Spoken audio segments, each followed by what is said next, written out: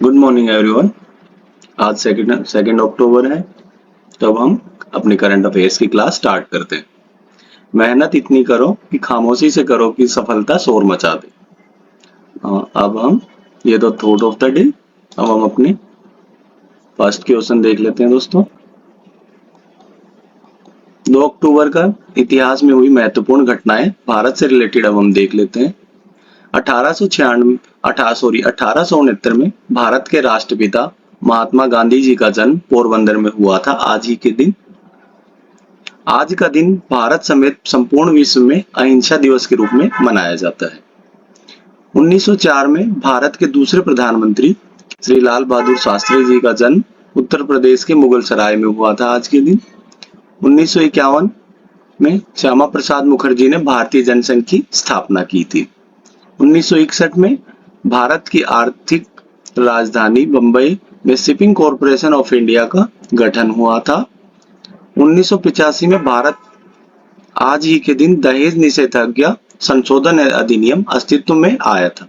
तो ये थे भारत के 2 अक्टूबर से रिलेटेड भारत के इतिहास की महत्वपूर्ण घटनाक्रम। अब हम अपना क्वेश्चन स्टार्ट करते हैं। तो फर्स्ट क्वेश्चन है हमारे पास, हाल ही में कौन सा देश 2024 में अपने रक्षा खर्च को 70% तक बढ़ाएगा? ऑप्शंस है आपके पास रूस, चीन, अमेरिका और भारत। तो जो रूस है दोस्तों, उसका हाल ही में यूक्रेन के साथ पिछले 1 साल से युद्ध चल रहा है। तो रूस ने अपने रक्षा बजट को 70% बढ़ाने का ऐलान किया है हाल ही में। तो राइट आंसर होगा इसका रूस।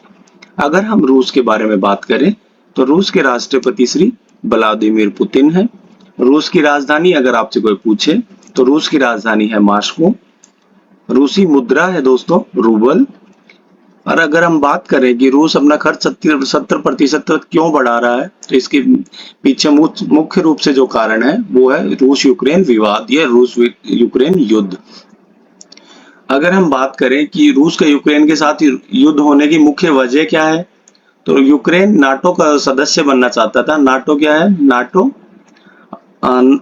नाटो अमेरिका के नेतृत्व में बना एक रक्षा गठबंधन है जो शीत युद्ध के दौरान अस्तित्व में आया था। नेक्स्ट क्वेश्चन है, हाल ही में कौन सा देश लगातार 6ठे महीने उभरते बाजारों में शीर्ष पर रहा है? तो ये तो ऑब्वियस सी बात है, आप समझ ही गए होंगे। हमारा अपना भारत उभरते हुए भारत देशों की लिस्ट में 6ठे महीने शीर्ष पर रहा है। उभरते हुए बाजार क्या है दोस्तों? उभरता बाजार ऐसी व्यवस्था है जिसमें विकसित बाजार की कुछ विशेषताएं होती हैं, लेकिन वह अपने मानकों को पूरा नहीं करता है।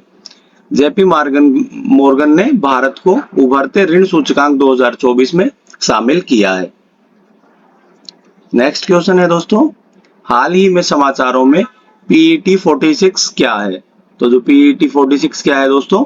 PET 46 गहरे समुद्र में खोजा गया है PET 6, और यह PET 6 प्लास्टिक को तोड़ता है। कील यूनिवर्सिटी, जो जर्मनी की यूनिवर्सिटी है दोस्तों, के वैज्ञानिकों ने इस पर यह अध्ययन किया है। यह शोध प्लास्ट सी परियोजना का हिस्सा है।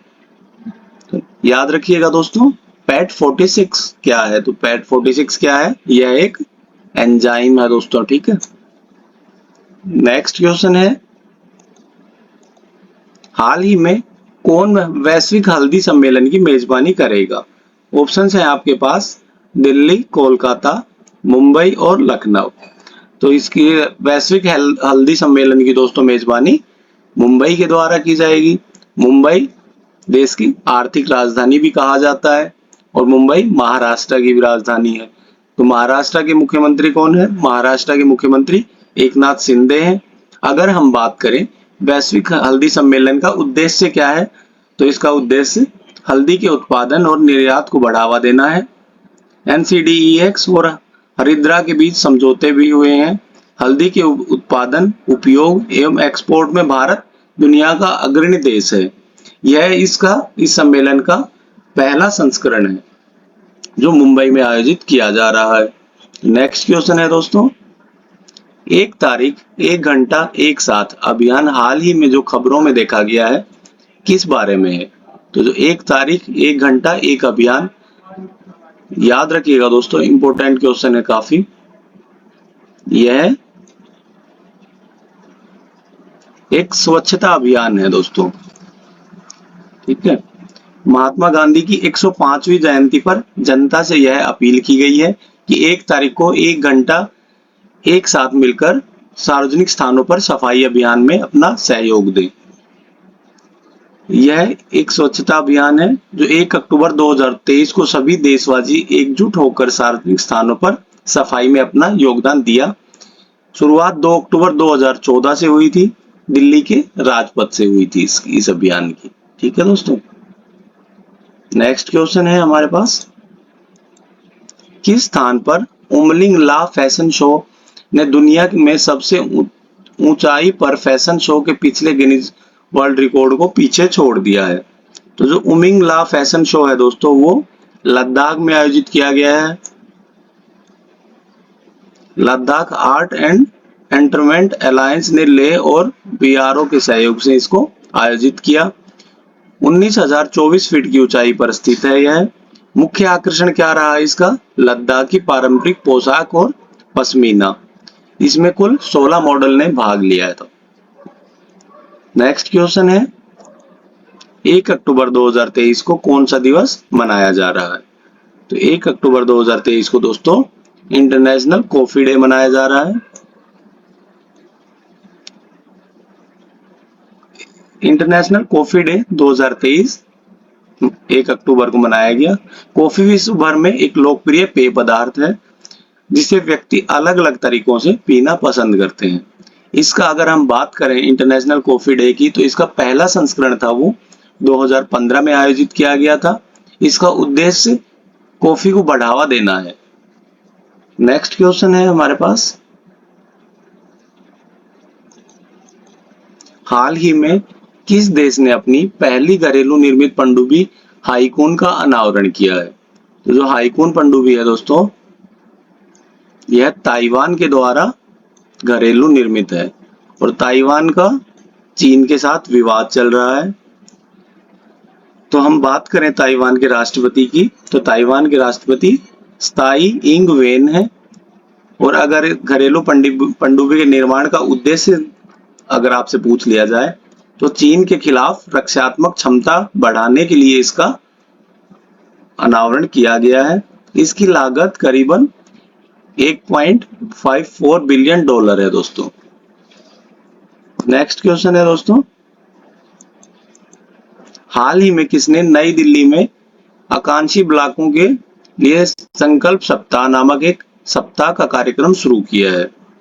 तो यह भारत के प्रधानमंत्री श्री नरेंद्र मोदी जी के द्वारा आकांक्षी ब्लॉकों के लिए एक संकल्प सप्ताह कार्यक्रम शुरू किया गया है। शुरुआत कब हुई थी? जनवरी 2023 में।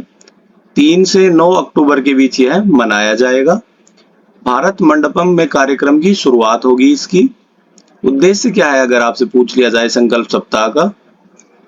इंपॉर्टेंट रहेगा दोस्तों, याद रखिएगा, हाईलाइट किया है मैंने। देश के 329 जिलों के 500 आकांक्षी ब्लॉकों में सुधार करना इसका उद्देश्य है दोस्तों। संकल्प सप्ताह याद रखिएगा। हाल ही में दक्षिण अफ्रीका के जोहान्सबर्ग में 9वें ब्रिक्स संसदीय फोरम में भाग लेने के लिए संसदीय प्रतिनिधिमंडल का नेतृत्व किसने किया है? तो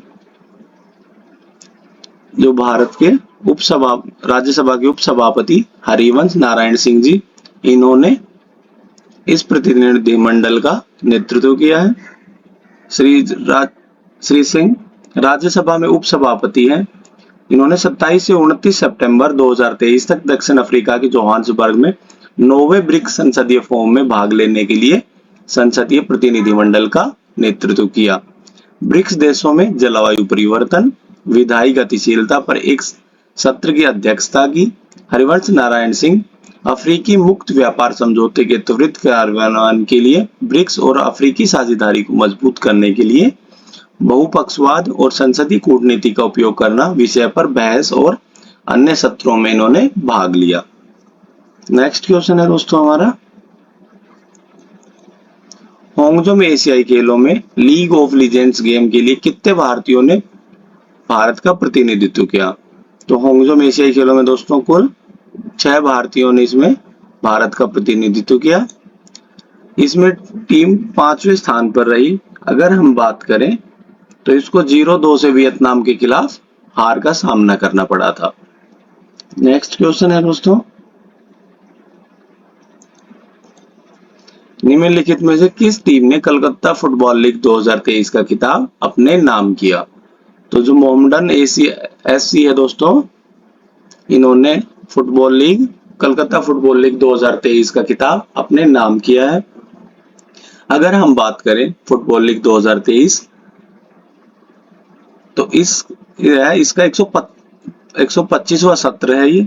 इसमें कुल 26 टीमों ने भाग लिया और स्थापना की बात करें तो इसकी स्थापना 1898 में हुई थी और सबसे ज्यादा विजेता इसका ईस्ट बंगाल रहा है। कुल 39 बार ईस्ट बंगाल ने यह खिताब अपने नाम किया है। नेक्स्ट क्वेश्चन है, हाल ही में एशियन गेम्स 2023 में निशानेबाजी के किस इवेंट में भारतीय टीम ने स्वर्ण पदक अपने नाम किया है? तो भारतीय टीम ने 50 मीटर एयर राइफल में दोस्तों स्वर्ण पदक अपने नाम किया है। इस टीम में कुशाले ऐश्वर्य तोमर, अखिल शोरान की पुरुष टीम ने 50 मीटर राइफल प्री इवेंट में स्वर्ण पदक जीता। वहीं ईशा, दिव्या और पलक की टीम महिला के 10 मीटर पिस्टल इवेंट में सिल्वर मेडल जीता है। भारतीय एशियन गेम्स 2023 में अब तक 10 गोल्ड मेडल अपने नाम कर चुका है। इसके साथ ही भारत पदकों की श्रेणी में चौथे स्थान पर पहुंच गया है। सुविचार देख लेते हैं दोस्तों, उठो जागो तब तक मत रुको जब तक मंजिल आपको प्राप्त ना हो जाए। Thank you for watching. इस करंट अफेयर की पीडीएफ हमारे टेलीग्राम चैनल पुलिस वाला क्लासेस पर आपको अवेलेबल करवा दी जाएगी। Thank you for watching.